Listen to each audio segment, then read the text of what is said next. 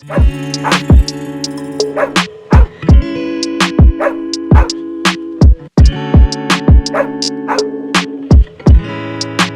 everyone, this is All Rich from the right. Plant-Based Coaches Podcast. I'm joined here today with Dr. Suzanne Foxx, and we're honored to have our good friends Robert Cheeke, and he brought a friend with him, and Dr. Musial, and she has her friends with her as well. This is Yes. a dog-themed podcast today. I thought it'd be kind of fun, and I wanted to introduce my new puppy. His name is Kobe. He's about 10 months old. And I don't know what kind of dog he is. People tell me he looks like a beagle.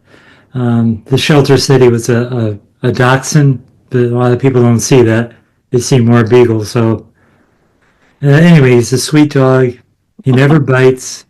He only barks if he hears something, funny, or he thinks somebody's going to intrude. But he's been a very good dog. And recently, he was tough to find out what kind of foods he likes, and which was a good thing because I started to make his own food, and I started to make lentils and rice, and he loves that now.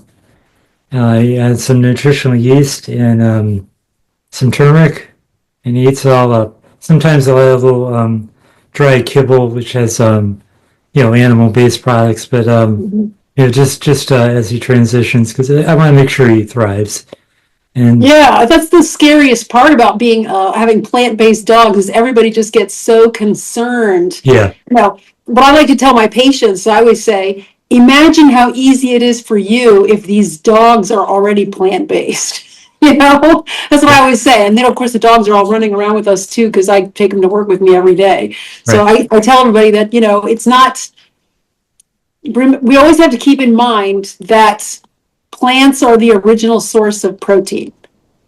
And as long as you keep the dog food at a 50%, that's what I try to keep the ratio of protein in their food at 50%. So, Yep. and then what I did is I put together my recipe and then I went through MyFitnessPal and I made sure it was at least 50% protein. And that's how I feel good about it. Oh, great. And I also use these supplements. That's why I brought them I'm into glad you like did. Yeah, I planned to yeah, push have like a it. look at them. Yeah, just because, just the veggie dog supplements to make sure that we have the proper nutrients on board. Because, all of us would feel horrible if we fed our dogs incorrectly and something bad happened to them as a Exactly. result. Can you share what those Absolutely. supplements are, just for the audience? Sure. This first one, they have this in a puppy form too for lactating or pregnant dogs, and it's veggie dog supplement, and I just add it comes like in a little powder form. I just add a tablespoon of it to the whole Instapot that I made. I think it's like underdosed a little bit, but I'm a I tend to like underdo the supplements just because all the research always shows overdoing stuff is how you end up with trouble. So I Yep. always just kind of underdo it. So I do a tablespoon of this per Instapot full of food, which is just a general supplement that has like all the nutrients that may be missing from plant-based foods.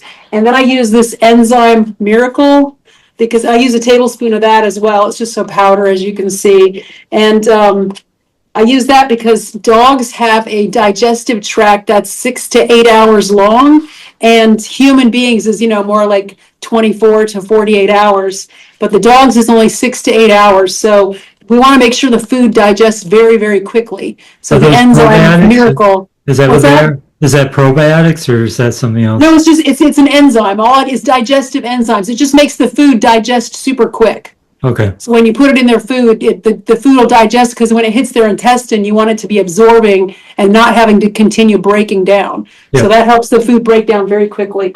And then I also use this veggie yeast because a lot of people have problems with their dogs getting kidney stones or bladder stones. And this is how you keep the dog from getting bladder stones. A lot of people in my neighborhood, they've taken their dogs in for surgeries to have the bladder stones removed. And I just keep thinking, goodness, I wonder what you guys are feeding your Oh, dogs. I don't say anything. I don't yeah. say anything because nobody wants to hear about plant-based dogs unless they're, doing what we're doing. But, it's awful that the dog has to have a whole surgery just because this keeps the urine pH uh, balanced so they won't get the stones. I think the stones form when the pH is off in the urine. I think it keeps the urine acidic despite their plant-based diet. So that's how it helps. So those are the only 3 supplements I ever use. I don't use anything else. I'm grateful none of my dogs have ever had that problem with stones. But my last dog, he lived to be 17 and a half years old. Yeah. Lost him, I don't know, maybe 6 months ago now. Yeah, you did a good job with him, though. He was 17 years old. You did a good job. 17 and a half, yeah. Yeah. And Robert, your dog, one of your dogs lived to be like 17 also, didn't he?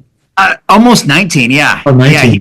Benny just passed away in April, and he was about 18 and a half, going on 19, and he'd been following an exclusively plant-based diet for the last 12 years or so. Wow. Because my wife adopted him when he was 5, and then she met me after that, and then he went fully plant-based, around that time. So he's been following, or he was following a plant-based diet for the final 12 years. That's and a long then time. one, Ellie, she's about to turn 10, and we got her when she was 1.5. So for the last 8.5 years, she has followed an exclusive plant-based diet as well. Nice. Wow. What kind of food do you feed her? Just out of curiosity. Yeah, I brought some stuff down. Yeah, I would like to see. So we have the V-Dog. Oh, yes. Oh, yeah, my dog loves that. Yeah. Probably 12 years or more for between our 2 dogs. So the V-Dog kibble. We also used Evolution brand wet dog food for really like the last 10 years. We just recently switched over to the V-Dog wet canned food because I think it's a new product. I think it's relatively new. We always used Evolution before that. And I've got some of this Earth Animal air dried brand as well. I got that for my dog. Yeah, he likes that. I think we've just used it just a little bit compared to V-Dog. Yeah. And then they enjoy snacks. Whoops, I'm dropping it here. like we do, like Tofurkey and high protein plant based foods like tofu. So Ellie eats a lot of tofu, and some of it comes from Tofurkey brand. These little deli slices here. But it's primarily the V-Dog kibble, which is a everyday thing, and the wet dog food or canned dog food, either Evolution brand, which I don't have any cans, we just ran out, or the V-Dog, but it's a dog specific nutritional blend of wet canned dog food. And then they eat things like sweet potatoes and tofu, especially. Tofu is like a favorite as far as what to eat. As far as the foods that we eat as well, and then some other treats every now and then as well. But that's been the routine ever since we got her. Robert, what's in the V-Dog, like the dried V-Dog? Yeah, let's look. Is it lentils? It's dried peas, first ingredient, pea protein, sorghum, oatmeal, brown rice, potato protein. Alfalfa meal, brewer's yeast, flax seeds, lentils, quinoa, peanut heart, sunflower, salt, dried chicory root, choline, niacin, a bunch of supplements, zinc, iron, thiamine. You don't need to supplement additionally if you're using that. It sounds like it has everything you need. Like it's a complete dog food. Yeah, we haven't done any supplements. And I mean, like I said, for her 8.5 years and for Benny for 12 years, it's just the combination of the wet. Let's see what's in here. Again, this is a newer one. We used to use Evolution brand for a decade, but this is vegetable broth, pea protein, chickpeas, brown rice, dried carrots, flaxseed, brewer's yeast, oatmeal, sweet potatoes, things like that. Some dried blueberries. But there's like supplements in both the canned and the kibble. Yeah, I'm familiar with the V-Dog brand. It's just, I don't know, my dogs didn't, they eat it, but they just didn't eat it as much as they eat the homemade one. I just make a homemade one for them because it's just how I do it. But the V-Dog one I started off with the V-Dog one at first. Yeah. Yeah, and this is a jerky. Our dogs are little. They don't really like bones or treats or chewable stuff, but we have some of these around anyway. Are those actually chewable? Can they chew on those? Yeah, well, it's a jerky. It's a plant-powered jerky. Okay. Yeah. So, yeah, sweet potato, chia seeds, flax seeds, pea protein, apple cider vinegar. Yeah, just a few ingredients. Yeah, And I'll have to get some of those and see if they last a while. yeah, and then of course Wild Earth brand as well. We used Wild Yeah. Earth for a little while, but our dogs just didn't like Wild Earth as much. They really like V-Dog. Like V-Dog is the brand that they like and have been consuming for as long as we've had the dogs. Yeah. So Yeah. that's what they go to. I mean, Wild Earth, I even got like some complimentary bags from the company, you know, after they were on Shark Tank, and I'm Mhm. friends with someone who does marketing for the brand. They sent me all this, you know, free product, but our dogs just didn't like it as much. So we had to mix it. We had to kind of do a little bit of V-Dog, a little bit of Wild Earth. But they just chose what they wanted. And after 10 years of Evolution brand, my wife started ordering the V-Dog canned food. Like I said, maybe it was new, I'm not sure, or she just decided to switch because there were of some other issues, but or preferences. But they've, you know, Ellie's moved over to this brand, and she's been fine with it. And then Did you like it the first time you gave it to her? yeah, I think so. And then she likes to lick my plates and bowls, and I had some like Yeah, I got a funny pasta story. with We were talking Beyond about Meat. sweet potatoes before. My dog today, right before the video actually, he saw a sweet potato. I opened the refrigerator. He never liked them every time I tried to offer it to him. Right before the video, he eats the sweet potato. He started in the refrigerator and actually ate it, so now he likes sweet potatoes too. It's so weird because sometimes they like, they're just like little kids. You just have to offer it to them a few times and see if they, what they'll come up with. Yep. And Dr. Musial, can you show us your dogs and introduce them? Yeah. So this is Willow. She's a rescue from Tennessee. She's a husky lab, Malamute, bunch of other things. She's beautiful. And she's 10. And this is Bodie. Oh, Look at that face. tired. He's 5. He's a pug. And we have a pug on the way that we're getting in 2 weeks. Who's Oh gonna my goodness. just about like this. We're trying to get them used to their new puppy friend. Oh, how fun. So, my dogs haven't been vegan, but I am definitely going to try V-Dog now. So, I know you were That's a good curious. I idea. wanted to get you involved in the conversation because you were asking about it. yeah, so I supplement their food. Like you were saying, they love any cruciferous vegetable. And they love like all squash, like zucchini, summer squash, cucumbers. I just think it's so random. But then, and carrots, of course, they love sweet potatoes, all the squashes. Mhm. But they hate leafy greens unless Oh, they're really? like, they do like cooked kale, but not like raw leafy greens. So I don't know if they just can't digest them and somehow they know. And then beans, I was wondering about the lentils because the other day they had black beans and this one threw them all up. Really? So That was a bit dramatic. I don't know if like he just didn't chew them, but then I wondered about their digestibility for dogs, or maybe I needed to match them. Yeah, the reason I thought of lentils for my current dog is my previous dog. He actually loved lentils. That was an accident. He wanted to try them, and I let him try a little bit. And yeah, turned out lentils was his favorite too. So I Interesting. think lentils are easier to digest than other beans. Maybe that's why. Yeah, maybe when you cook them, they get more mushy. Yeah. I use them in the dog food I make, the lentils, just because I do squish it, I squish them all up. So they're definitely very well cooked. The other thing I love to do is make them. I take my pumpkins when I'm done with them at Halloween, and I cook them and mash them, and I mix it with whole wheat flour, oat flour, oats, plus peanut butter, and I make them a dough and bake it and make them a bunch of dog biscuits. So that's one of their favorite treats. And my dog loves peanut butter, I found out too. Oh yeah, peanut butter, almond butter, tahini. They hear Oh, that that's door so opening nice. and they come running. Yep. Yep. Love that stuff. So you're So getting a yummy. puppy, Dr. Musial. Watch out for the chewing because my dog is still in that phase and it's driving me crazy. Yeah. I think I told Suzanne about this. He ate my well, not ate it, but he chewed my fob, my key fob, and I Um, paid $300 to get it replaced. So he chews on everything he can find. Yes. Yes. We have about 62 toys here that should keep him busy. Well, I have a lot of toys. He chose the Just heat with him. dog. Yeah.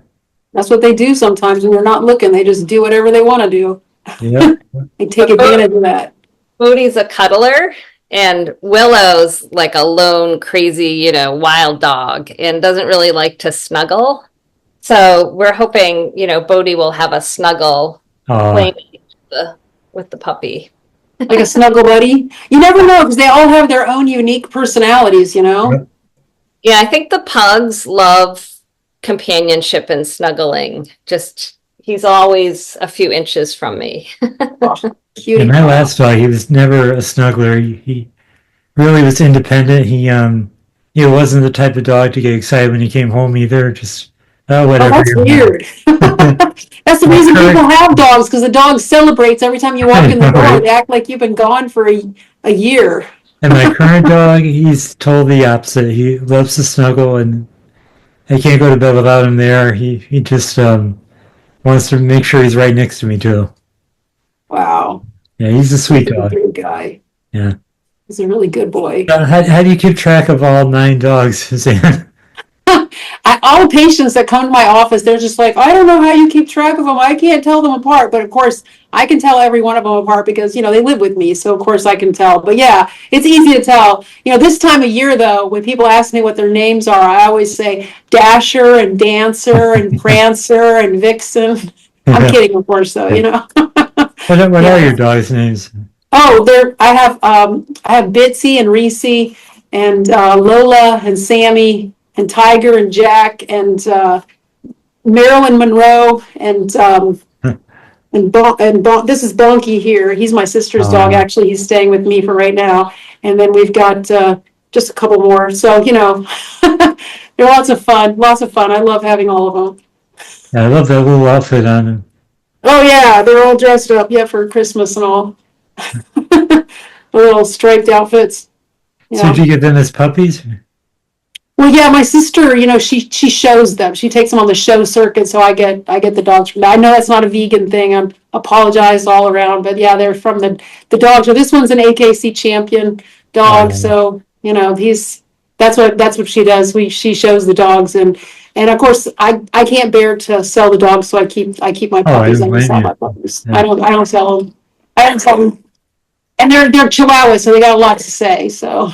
I was just going to ask you if they bark a lot.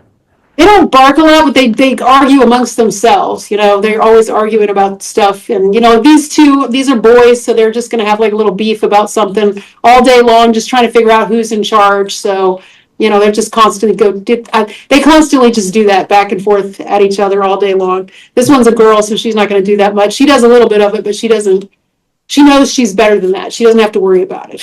Yeah. Yeah. So Robert, I know you do a lot of traveling. With your last dog, I didn't realize it until after your dog passed, and you wrote about it in the newsletter how, it was tough to leave her, toward the end. But how do you handle travel with your dog? Is he okay with it now? And yeah. So, my wife and I used to travel together a lot when we worked together with my vegan bodybuilding and fitness brand 8 years ago or so. But ever since she's been working for the university, she stays home, and I go out and travel to all these vegan festivals or speaking engagements and all that on my own. It's very rare that she goes with me, and so she stays home with the dogs, or in this case with Ellie. Yep. And we are planning to get another dog soon. We're just trying to find the right time with the travel schedule and a few other things going on. But so my wife Karen is often home with Ellie, and I'm away. But we do some funny things like FaceTime. I'll FaceTime with Ellie, and she can hear my voice, and she'll turn her head to the side because I doubt she can see me on the screen, but she'll hear me. And so we FaceTime, and then we go on this vegan cruise every year, and so we have a dog sitter who actually works. She's a vet tech at our vet's office. And so she'll stay at the house because when we had Benny, he was on some medications, when he was 17, 18 years old. And so she would give those medications for various things. And so we have a dog sitter stay at the house when we're both when we're both gone, like on the vegan cruise. Yeah. And it's really only maybe twice a year Yeah. that we both go for a duration of time, like on a flight somewhere. But also, we did a 3-week trip to Canada this year by car, and Ellie came with us. She had her passport. Oh, nice. She had all her paperwork to get. We went into Canada twice during that trip. That was by car, and then we also went back to help my mom harvest walnuts in the fall, back in October and November. And Ellie came on the plane, and so she just is in a little tiny carry case. She's only 7 pounds, and she's just at our feet on the airplane. Right. They've got So handy size. Handy size dogs are easy to take with you. Yeah. We've even attempted to like hide her inside our hoodie, unzip it, put her in on the plane, which actually my wife did 2 months ago, but got in trouble for it because the dogs are supposed to stay in their Stay in the carrier, yeah. You're in the carrier at your feet, but she snuck Ellie up into her hoodie, and she's pretty small. She fits right in there, like that. But then she did get in trouble for that. But so Ellie can travel by plane. She goes with us on that 3-week trip to Canada by car, and then we also take turns. Sometimes my wife will go on a trip to New Mexico to see her parents, and I'll stay home with Ellie, where it's just me and Ellie for a week. But usually I'm the one that travels. I mean, Richard, I saw you, just recently. It's like. If not a couple times this year, I lose track. But yeah, I on the road 25 cities last year, 25 weekends. So I was getting a lot. Right. But yeah, I keep in touch. FaceTime with Ellie, or just I make sure I spend extra time when I come back from being on the road for a while, because I love her face. Yeah, here, there you go. That's that Chihuahua face. Yeah. Look at her ears. They stick right out. They're so adorable. Just adorable. How did you find her? Was she in the shelter? So we actually got her on Thanksgiving Day in 2016. We lived in Phoenix, Arizona at the time, and there was a vegan Thanksgiving festival, and it was actually huge. You wouldn't think of it on Thanksgiving Day, a day people were with their families. Maybe there's just a lot of people that are transplants to Phoenix that don't have family there, because there were probably 1,000 to 2,000 people who showed up. There were dozens of vendors. It was basically a vegan festival on Thanksgiving Day outside a green vegetarian restaurant in their large parking lot. So it was catered by an all-vegan restaurant. And there was a booth that had dog adoptions. And so while my wife was taking my brother and sister-in-law to the airport, I was setting up the booth, and I met Ellie. And I texted my wife. I said, "I think we found someone to bring home." And then she showed up 30 minutes later, and sure enough, we adopted Ellie there. So it was a woman who's a longtime vegan. She's also a doctor, and she has her own animal rescue. I can't even remember the name of it now, but she's in Prescott, Arizona, I believe. Yeah. So she brought Ellie there for adoption, and so we got her there, and so she met Benny. That face. Yeah, she met Benny that night. She was only 1.5. She was, little. She was only like 5 pounds then, I think. Little girl. We had her meet Benny, and then they became good buddies. And Benny was deaf from the day we got him. So we don't know what happened. He was born that way, or something happened in his first 5 years. So he was always deaf, and I mean completely deaf. Like you could set off loud alarms right by him. He wouldn't hear it. He couldn't hear. But what was really cute is that once Ellie moved in, she would, when we would come home and open the door, she would go run and jump on him to let him know, because he would have no clue that we're home. Oh, wow. So she would communicate with him in so many ways to let him know, hey, it's time to wake up, or hey, parents are home, or it's time to go on a walk, or whatever. She would communicate that to him, which was really fun to see, that dynamic that they shared for really the last 8 years until Benny passed. I love that. Wow. Yeah. So they had a really fun, and he was a little one too. He was about 12 pounds. Yeah. So It's he was a little terrier.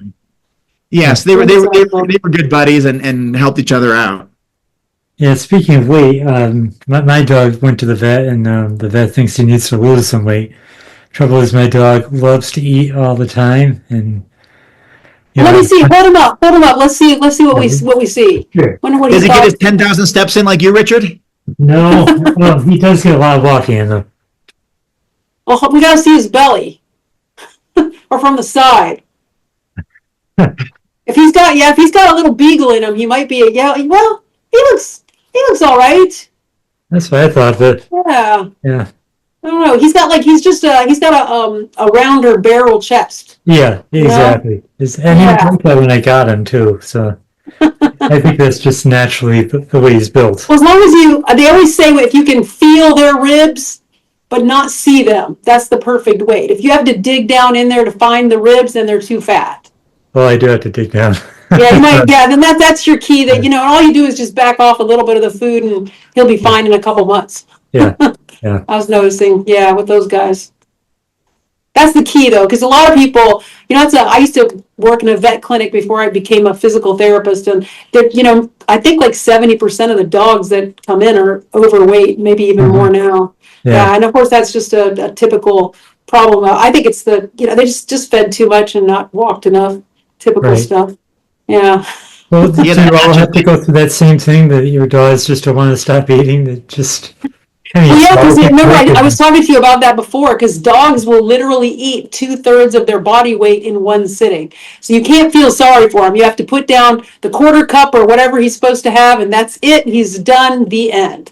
You've got to be strict about it. That's why all the begging. The pug breed is really prone to obesity. He's often like when we go for a walk, he'll sometimes like hide under the piano. He's not like, walk like Willow is. Yeah. If I let him eat whatever he wanted to or fed him whenever he told me, he would be so chubby. Yeah. A really nice, thin, like physique. I think helped to Willow, because Willow's, running really fast on the beach and Bodhi's trying to keep up. So it's a lot of exercise too. Yeah, I think that really helps a lot. But when you look at them from the side, there should always be that indent where they come in from their. These guys are hairy, so you can't really see it. But see the difference between his chest and I don't know if you can see it. It's maybe a little. She's kind of like that too from the side. You can kind of see her waist goes up. She has to have that chest, and then the waist is smaller. Just kind of have to keep an eye on. And of course, this guy's kind of skinny. This little tiny one here, he's real skinny. So he's just He's only 3.5 pounds. He's a pretty small dude. So he's he's big fella. Yeah, that's his weights, and he's definitely a heavyweight. If I was at the gym, he'd be probably 25 pounds. Oh yeah, he's a little chunk. But you can use him for curling, man. Exactly. One of the slides I always show when I do a talk on chronic disease is, showing about the rates of obesity and type 2 diabetes going up. And one of the slides I always show to kind of get some laughter is, there's millions of species on our planet, but only 3 have a problem with their weight. And then I ask, what are the 3 species? And then I have a slide of a human, a chubby dog, and a chubby cat. That's right. And they all have the same thing in common. They're eating the wrong food and watching TV all the time. That's what I was going to say earlier when one of you said something like, well, you say 70% of dogs are overweight. Yeah. Eating fat, yeah, that matches the human population. 73.6% of Americans are overweight, 42.5% are obese, and it's I know that slide as well that you were talking, or that that idea that you share in your presentations of the 3 species that deal with obesity, and it's all about that environment that we all have in common, that we share of. Lack of movement and overeating and overindulging and eating the wrong things. And we do share that in common. So I was joking with Richard, hey, is your dog getting those 10,000 steps? Because I know Richard is. Richard gets them every day. And that's one thing I encourage people to do in order for humans to burn more calories, get out there and go on more dog walks. It's a win-win for everyone, assuming the dog is able to, doesn't have joint pain, or is of an age where walking is enjoyable and pain-free and all of that. It's just such a win-win to just get out there and just walk more. Everybody benefits. Yeah. Do you walk her, Ellie, a lot? What's that? Do you get a lot of steps with Ellie? Yeah. She's not as good of a walker as she used to be. Like she is, I don't think it's to do, with age or pain or anything like that. She's just more distracted and, Yeah. before it used to be like a much faster pace, just like. But she is a Chihuahua, and Chihuahuas kind of do what they want. They are not, they don't like listen to, at least my 7 Chihuahuas do what they want. They don't listen to me. So I'm pretty sure she might be the same way. 1 or 2 of them like to go for walks on a regular basis, but the rest are, they'll go, but you have to really talk to them about it. I have a poodle who would walk all day on the leash. She's awesome. I don't have them here. They're getting their hair done right now, so they're not here today, but they'll walk all day, or one of them will. The other one, she's just like, Dr. Musial's dog. She won't walk. She's like, nope, not doing it. She's just put on the brakes. Absolutely not. But she's Well, I spending make time him with me. go. He has no choice. Oh, you make him go? Oh yeah, he Well, has she to. broke me down long ago. The little black poodle, I just do whatever she wants. I'm like, whatever you want, Bitsy. You just whatever you want, because she's such a little brat. She broke me. Yep. Yep. And what we did near the end with Benny? We have a little, I don't know why I can't think of the name of it. A little basket with wheels. They like babies go Oh in. yeah, Oh, stroller. Stroller. We have a dog specific stroller, so it comes with all the things to block the shade and places for the water bottles and storage and the blanket inside and all that. So yeah, stroller, of course, because we would push Benny in a stroller, That's and awesome. he'd look out, and he really enjoyed the stroller, so he would walk. He was still in his final couple weeks. He was still walking, but very slowly. Walking very slowly. But the stroller was super helpful in that last year or year and a half, because then we could still go with Ellie, running around. Right. She would have been 8 or 9, running around and go for an hour or something. And Benny would just walk for a little bit, and then in the stroller, and then walk for a little bit in the stroller, and sometimes just all the stroller, and just take him out so he can go to the bathroom, of course, in the grass. But then he'd mostly just cruise in his stroller, and that was really handy. And so we could do family walks with all 4 of us, me, my wife, and both of the dogs. And we'd have water bottles for ourselves and for the dogs, and treats and snacks and bug spray and all this stuff in the pet stroller. And the pet stroller doubles as a car seat. So we just came back from Denver yesterday. So we have a car seat for the dogs. And so it detaches from the stroller, from the wheels, and it sits in the car. And then they, with a harness, and you attach them where they can, in case there's any incident in the car, slamming on brakes or whatever, their car seat is strapped in with the seat belts, and then she's strapped in as well with the little straps. And that's how we did that 5,000-mile 3-week driving trip, and that's how she rode, and that's how they've been in for the entire time that we've had them. We've had that stroller car seat. So anyway, that's how they ride in the car, with that special car seat. I wish I asked you about that with my previous dog, because he got such bad arthritis. I had to keep picking him up when he walked outside, and he'd walk a few steps and then he'd drop again because he just couldn't walk too far. They have that new shot. They have that new shot they give them at the vet once a month I think it's called Librela or something. I've been giving that to my black poodle because she needs that. She has, she's from a very poor breeder, and she has really, really bad arthritis. She's had 3 left knee surgeries, and her elbows are kind of funky. Yeah. So I give her, it's called Librela, and you just give it to them once a month. Every 30 days, they just go get a shot at the vet. Yeah, my vet didn't want to give him any vaccinations just because of his age. Yeah, these aren't vaccinations. This is more of just a pain medicine. But you're right. If he gets super old, they have to meet certain criteria, to use it. She's almost 10 years old now. My little black poodle is. Yeah. Mm-hmm. But then, they probably can live up to 20. Poodles. Oh yeah. The brown poodle is much healthier. You can tell she's just genetically more sound. Because she's just in she's not going to have these problems. This is just when I first picked her up, I feel like I kind of rescued her from a bad situation, even though I purchased her from a puppy mill basically, and she's had a bad go of it genetically, but she's an awesome dog, of course. So Right. We were talking about dogs that cuddle before. I imagine not all your dogs cuddle, right? Oh yeah, they're cuddling right now. Yeah, these are I mean, do they all sleep with you, or yeah all night, or do they have their own bed?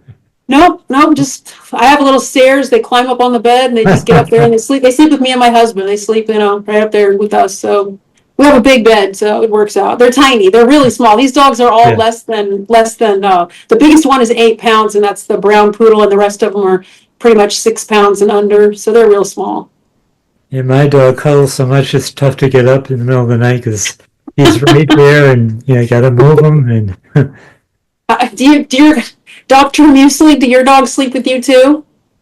Willow is very independent, so she likes sleeping on her own bed, but this one, yes. Oh yeah, I wonder what the new baby will be like, whether he'll sleep with you guys or Well, not. we have a separate crate. So he usually, and this is my boyfriend's fault, he starts in the bed with us. And then when I just can't take it anymore, he gets transferred to his habitat. And Oh yes, okay. his Yeah. crate's fine. He loves his little crate with his. Yeah, these guys kind of burrow under the covers and they disappear. You can't really see them too much. Oh. They're gone. Well, they're so little, I guess. Yeah, they're small. They're small. In fact, this one, when I first got her, she was super, super tiny. And I was scared to death to go to sleep with her because I was scared I was going to roll over on her and kill her. Yeah. And the very first night I ever just let her sleep in the bed, I said, okay, Suzanne, just get brave. Just go to sleep. Everything's going to be fine. I couldn't find her. I was like, oh my gosh, it was like 3 o'clock in the morning and I was searching around underneath the bed, just looking under the covers. And I pulled her out and of course she's completely limp like this. And I'm like, oh my God, I killed her. Oh my God. And then she's like, what? What's going on? What? So much drama. I was like, Yeah. what? Just leave her alone. She's fine. Yeah, Yeah, they're Ellie fun. sleeps in our bed as well, and we have a ramp. We mostly got the ramp for Benny when he was older. The ramp's very helpful. So we have the ramp that goes up to the bed. We also have a ramp that goes up to the couch. Yeah, and then we have the ramp. stairs. We use stairs at first, but the ramp has just worked better. So we have a ramp to the couch that she still uses, Ellie. I mean, when she's excited, she'll jump off the couch. But at age 10, we try not to have her. Oh, yeah, it's dangerous. I worry about their little tiny legs and stuff, Yeah, so she uses the ramp unless she's like super excited. She'll just jump right off the couch. But she doesn't jump off the bed anymore. She takes the ramp down when she's excited. But yeah, so we have ramps to the bed, ramps to the couch, and then we have some stairs that we used to use. Like My dog would never use them, the stairs. I bought those. He never would want them. ours did. Even she did just a month ago, Thanksgiving, because we hosted family at our house, and so my wife and I slept down here in the basement on an air mattress, and we put the stairs up to the air mattress, and Ellie just went up the stairs. So right up them. So we have, and much like you, we have got a lot of outfits. Ellie has hoodies. I mean, complete with the hood. She has jackets. She has raincoats. My favorite one is the one that says plant-based dog or plant-powered. Yeah. She even Yeah. has, Benny had a football jersey he would wear. They have all kinds of clothes. Yeah. I live in Colorado, and it's unseasonably warm. It's strangely warm right now, but winter will be coming soon, and so we have got all the winter gear for The parkas and the North Face and all that. we've already worn some of those big thick jackets. We've already worn some, but it's just been a So little fun. warm. I have a polka dotted zip up thing that my little black poodle, she looks very stylish when she has that on. It's very nice. Yeah. And where do the rest of you live? I'm on the East Coast. Me and Rich are on the East Coast. Okay. I'm in Rhode Island. Oh, Also okay. East Coast, Yeah. Well, then I'll probably see you in about a month. I'll be at the Rhode Island Veg Fest. All right, I will. Nice. I'll see you there. And you met February 1st and 2nd. You Yep. met Dr. Musial at the Massachusetts one at the Veg Fest Oh, yeah. last year. New I think England her Veg table was Fest. right by yours. Oh, yes, of course. I travel so much, it's hard to keep track of. Oh, I know. But Can't yes, imagine. What a fun life. but yes, I was there in Worcester and in Boston, and now Providence coming up. Yep. All right, I'll Yes, that's find. right. It's coming back to me now. When are you in Providence? February 1st and 2nd, Okay. Rhode Island Veg Fest. Yeah, that's not too far from me. I might stop by. Oh, Yeah. wow. And then the New England Veg Fest in Worcester is on June 1st. Yes, I saw they just announced that. That's right. Yeah, Nice. the tour begins. Tour starts again soon. Yep. Yeah. You don't get too much rest, I guess. Right. Yeah, I just had an event in Denver. It was a great one, Vegan Holiday Market, and the week before in Boulder, the Vegan Holiday Market. I'm off to the Vegan Foodie Festival in Miami next month, and then That's Rhode amazing. Island, then the Vegan Cruise in March, and then maybe back to Birmingham in April for their Veg Fest, and then on down the rest of the list. Nice. I love that. Where in Colorado are you? I'm in Fort Collins. Oh, nice. My brother lives there. Oh, cool. I go out to Fort Collins, and I have one brother in Boulder and one in Fort Collins, so I travel to Colorado a lot. Yeah, those are cities very close to one another, just an hour apart, a little bit less than an hour apart. Well, what is the temperature there now, Robert? Because he says I was walking around outside today. I was actually sitting outside in a t-shirt in the sun. Whoa. It is, come on, load, get my phone to load here. I want to say it's around 50. I think it said 48 today, but it's like, 5,000 feet elevation, close to the sun. When it's sunny, it's just, it feels 15 to 20 degrees warmer than it really is. So if it's 50, it feels like 70. it's so close to the sun. Wow. It's awesome. So I was actually sitting out there. I don't know what, my phone is not even loading, but it said a high of 48 today, but my phone is actually refusing to load. Wow. Yeah. But we had It's 48 here as well. We're in the Virginia, East Coast Virginia. Yeah, and it probably feels a bit different based on humidity. Yeah, I'm sure. Because we're at like 10 feet elevation now. I think we're at zero actually. Back zero. Yeah. Yeah. And when I go back to Oregon, where I'm from, it's it's a wet, damp, humid. It's just it feels so much colder than Colorado. Colorado doesn't, even though we get these low temperatures and snow and all that, it doesn't really feel that cold because the sun's out 300 days a year, and it just feels fine. That's a good thing. And my dog actually loves the cold. It's bitter cold, and I didn't want to stay out long, and nope, he just wanted to keep pulling me because he loves it. Even ran in the snow, so he has no problem with it. Wow. Not Ellie. She does not like the No. Chihuahuas are a no-go for the cold. Yeah, so you're gonna need to wrap it up soon. But I wanted to summarize with both Robert and Suzanne, because they've been doing this for a while. Yeah, I wanted to show you guys. There's this famous book written called The Plant-Powered Dog, and it just tells all the stuff to make you feel so much better about your choices and what you're doing, so you don't have to worry so much. Oftentimes people just get so concerned about is the dog going to be missing something, and no, the dog's not missing anything except disease. Yeah, they're not missing anything. No. Plant-Powered Dog is like a book that helps you feel better if you're gonna be doing that. It just makes you feel better. But yeah, that's all I had to say about it. Yeah. And Robert, you haven't noticed any issues with your dog? I mean, both dogs were plant-based. Yeah. We've had, like I said, for probably 12, 13 years now, plant-based dogs, Benny and between Benny and Ellie. And we go to the vet on a regular basis.